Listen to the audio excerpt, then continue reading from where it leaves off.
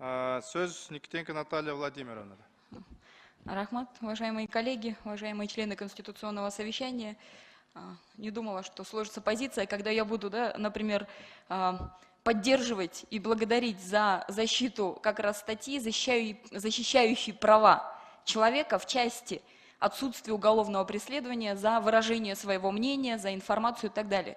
Учитывая наш как раз политический контекст, у нас полстраны можно на этой основе по уголовному преследованию посадить. Никому не желаю такой ситуации. Поэтому действительно это отвечает и интересам народа, и, соответственно, международным стандартам. Поэтому в этой части, я считаю, как раз очень правильно сформулирована норма. Но по самому тексту предлагаемой Конституции, конечно, у меня очень много есть и вопросов, и комментариев, которые я предложу. Сейчас основные моменты.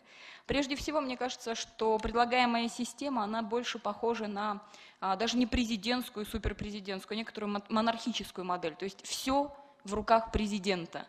Абсолютно. Практически. Он глава исполнительной власти, принимает большое существенное участие в формировании судебной власти на фоне ослабленного, без сильной контрольной функции парламента Джогурку Генеша и достаточно сильной прокуратуре с расширенными полномочиями. Можно представить такую пирамиду: президент, судебная власть и прокуратура с неограниченными полномочиями. Я не говорю уже про ГКНБ, который конституционно не прописан, но будет практически осуществлять очень серьезную, возможно, репрессивную машину. И вот в такой системе, когда сломана система сдержек и противовесов, откровенно возникают опасения о том, как механизм будет работать. Я не сторонник такого ослабления Джогурку Генеша. Я считаю, очень важно оставить систему сдержек и противовесов, усилить контрольные функции и полномочия. Вот, например, вопросы даже по отчету главы исполнительной власти, получается, президента. Допустим, парламент вдруг набрался смелости, в чем я лично не уверена, при усеченном, мажоритарном наполовину и так далее парламенте. Вдруг набрался смелости и признал работу правительства, точнее кабинета министров, неудовлетворительной. В этом плане президент что должен сделать? То есть не прописаны механизмы. Он принимает решение отправить в отставку кабинет министров. У парламента таких полномочий нет. По сути, он возглавляет исполнительную власть. Он сам должен себя отправить в отставку. У парламента процедуры по отрешению тоже прописаны, вы сами знаете, так сказать, очень жестко. Необходимо и серьезное вмешательство генерального прокурора, который назначается президентом и навряд ли будет какую-то жесткую позицию политически отстаивать. В этом случае, то есть механизм, я боюсь, что на практике, возможно, таких ситуаций не возникнет. Но на практике никогда не должно быть, чтобы никто не имел механизмов выразить иную точку зрения и предъявить обоснованные какие-то претензии. В данном случае эта модель просто ломает систему сдержек и противовесов. Вот что касается, вы говорите, в основе американская модель. Но в американской модели основа – это сильная судебная власть. Это не наша история, к сожалению, и не наша ситуация. За годы реформирования судебной системы она не стала свободной, независимой. А сейчас, полностью отдавая президенту большой блок управления и, в части формирования судебной системы, я боюсь, что она вообще не станет, скажем, независимой в принципе. И тогда говорить о некоторой еще одной системе противовеса тоже не приходится. То есть ни парламент, ни судебная власть.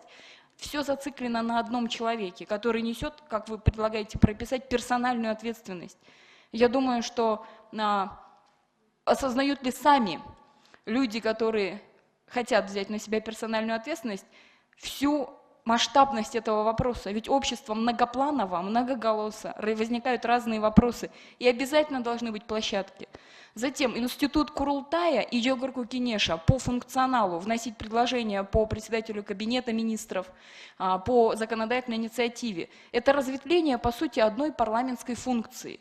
Заведомо закладывается бомба замедленного действия, конфликт между Джогурку Генешем и Курултаем. Зачем создается такая вилка?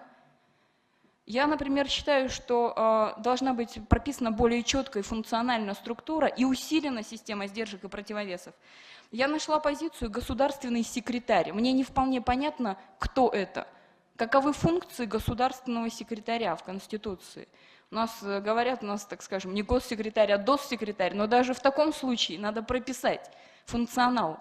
И коллеги ранее говорили, то есть председатель кабинета министров, и он же руководитель администрации. Функционально это совершенно разные виды деятельности. Управление Кабинетом министров в части Biraz hoş belgili. Рахмат. В части организации работы, да, и, собственно, администрация президента. Это совершенно разный функционал. Зачем вы предлагаете объединить, скажем, в одну? Это требует функционального, как минимум, разделения. Ну и так далее. То есть вопросов на самом деле очень много. Я думаю, еще неоднократно все же должно пройти обсуждение до внесения в Джогорку-Кенеш в комитеты официально, до рассмотрения, поскольку потом у парламента не будет возможности